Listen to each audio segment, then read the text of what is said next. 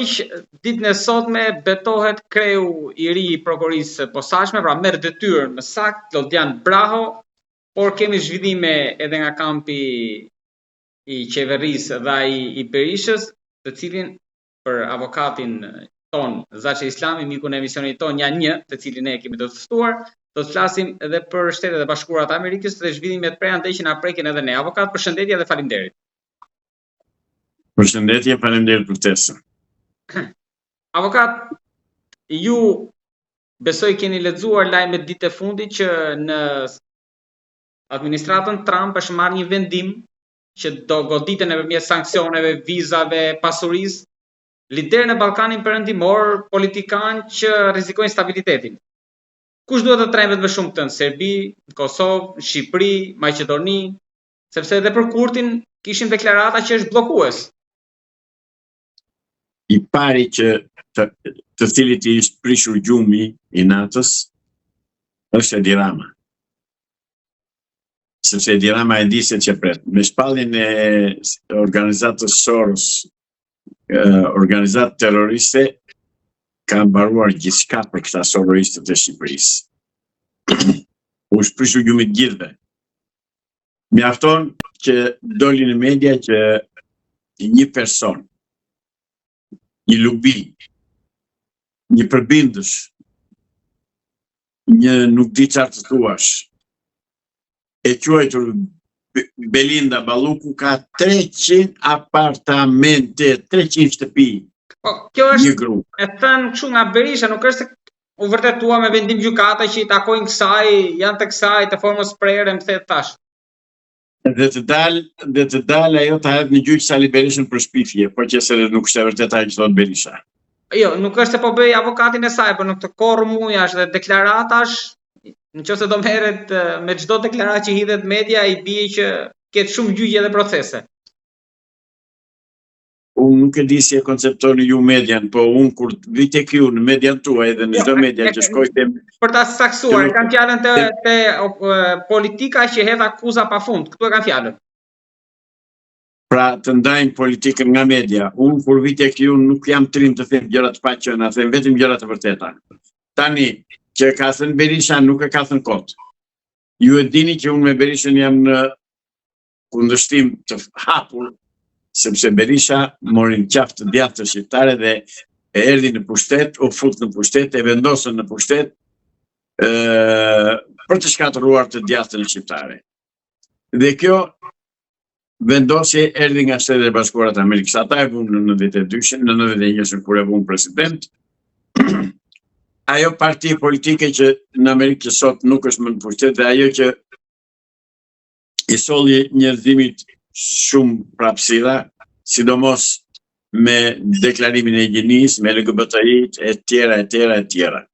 Tani ka ndryshuar kohët. Tani po fryn erë djathtë dhe e fuqishme bile dhe Amerikanët kanë marrë vendimin që në Shqipërinë ta pastrojnë një herë për gjithmonë nga këto gropa septike që quajtura parti politike, siç është Partia e Punës së Shqipërisë, Partia Demokratike, që janë në fakt Partia e Punës që të dyja.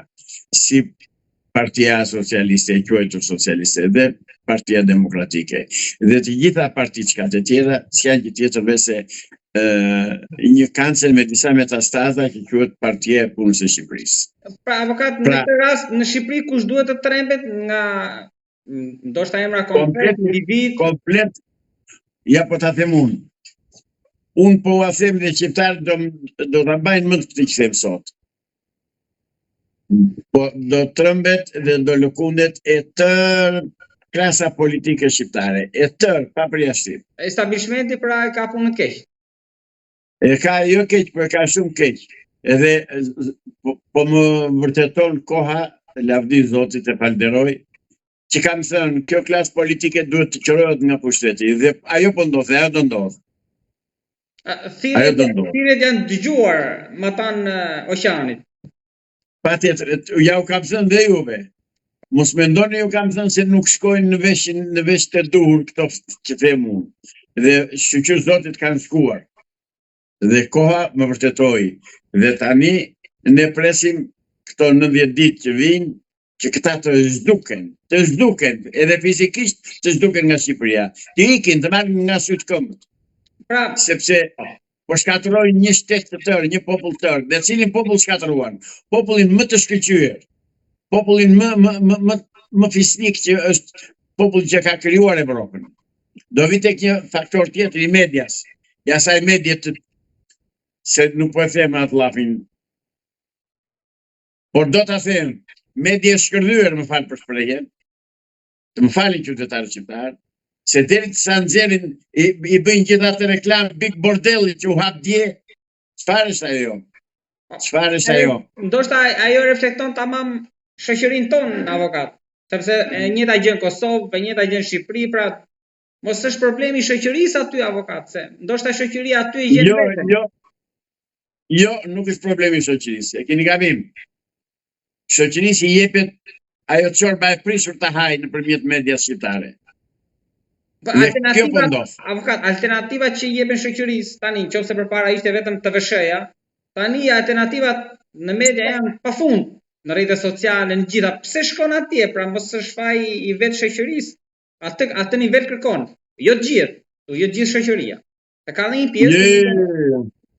Dëgjoj, që i ndjekin ato kanale dhe ato pisloj që patjetër që është faji shqiptarëve. Patjetër.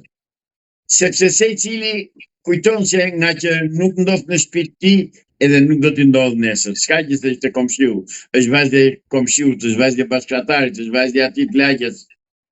Zotri, çdo gjë që ndodh në Shqipëri tek që publikohet dhe reklamohet, është në dëm të edukatës, të kulturës dhe të jetës së shqiptarëve.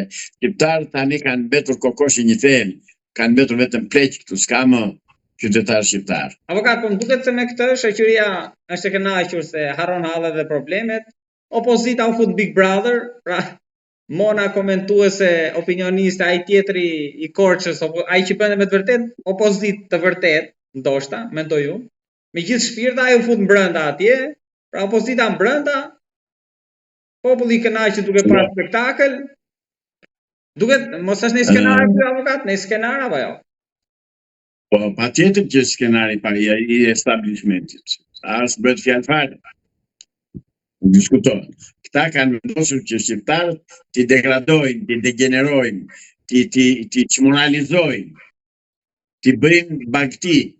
Dhe bërja bagti fillon që nga ajo, sot kisha një video të shkurtër të një zonje që i drejtohet asaj Jacqueline, sa si quajnë atë që ta duam të shohim sex live në Big Brother. Zotëri, kanë mbetur akoma shqiptarë dhe shqiptare që duan vendin dhe që janë të ndershëm. Kanë mbetur. Dhe shpresoj që me herën që vjen nga oqeani, ne do bëhemi shumë dhe shqiptarët do t'i thresin mendjes. Edhe do vjen atje ku kanë pasur të parë në origjinë e të parëve. Por avokat, nga Amerika kishim dy lajmet, një të keq për politikën, po kishim një të keq edhe për popullin, sepse u pezullua lotaria amerikane. Ata që kanë marrë një farë shpresë për pikur nga ky vend. Të lutem, jo, ky është më i miri, ky është lajmi më i mirë. Okej, po shikoj në të tashmen, jo në të ardhmen, ajo që thoni ju qëndron, largimi i trurit, është i dëmshëm për vendin, po ikin të gjithë. Ky është lajmi më i shkëlqyer që mua më kënaqi shumë, që është pezulluar lotaria amerikane. Shqiptarët s'kanë që t'i kinë Amerikën e kanë këtu. Ti dalën sot vendit. Kush ikën kur mos u theft.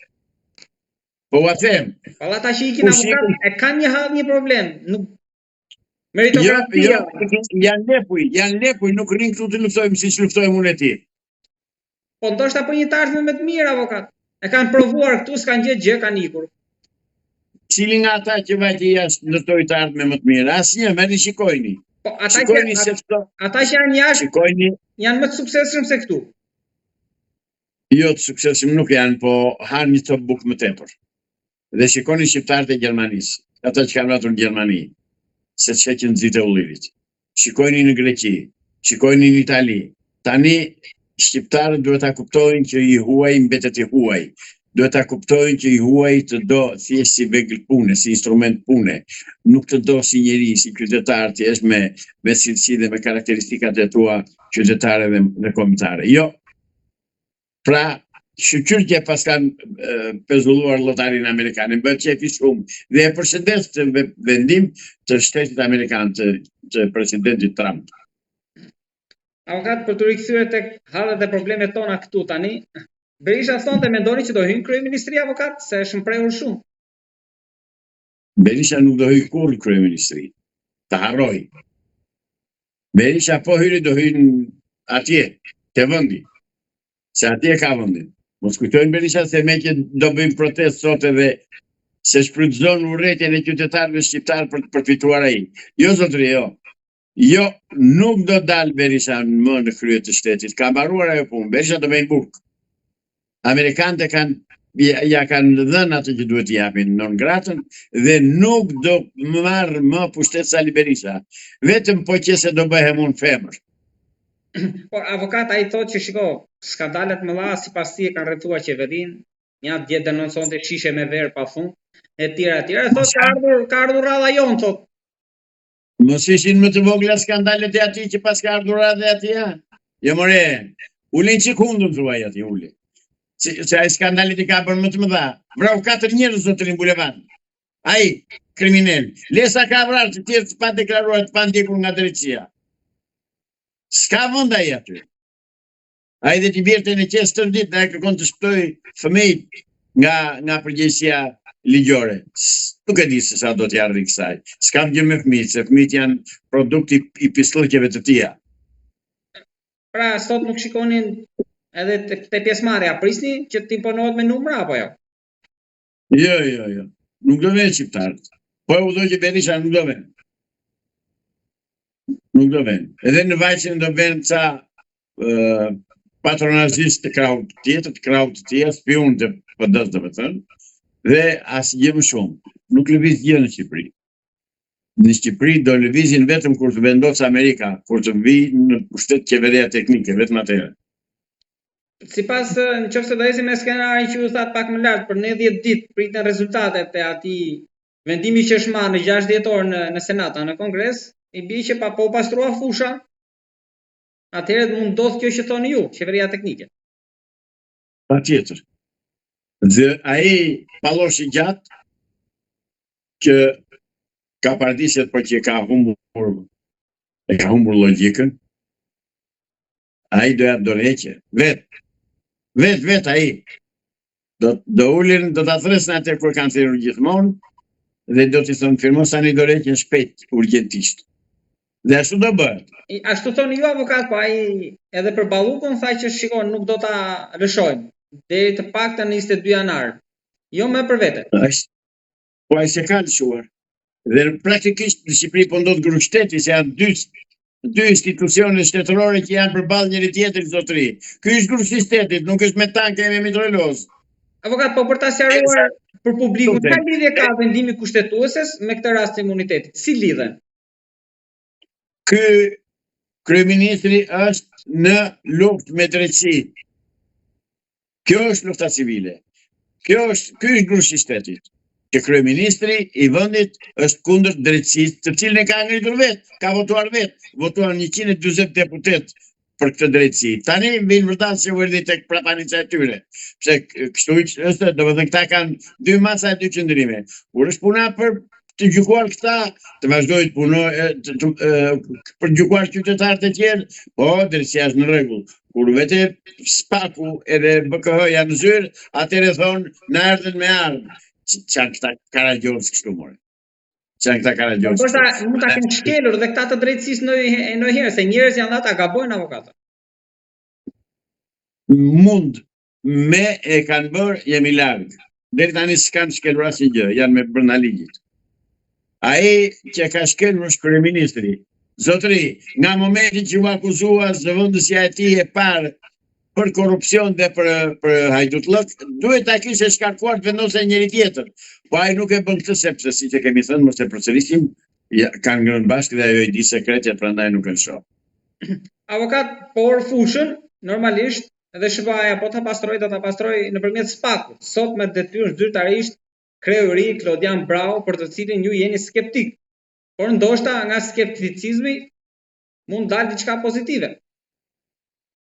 Jo, nuk kam besim tek ai njeri, sepse në të kaluarën ai është përdorur për të goditur një person që e urrënin të tjerë. Dhe shpiku termin falsifikim intelektual. Po, ju ma keni thënë që avokat, por ai ka dhënë dhe prova që edhe kryeprokuror që e kanë promovuar, e kanë sjellë në Tiranë këtu, ku ka ardhur momenti ka goditur. E ka sjellë Partia e Punës, nga e cila ka origjinën ai dhe gjithë sojtia.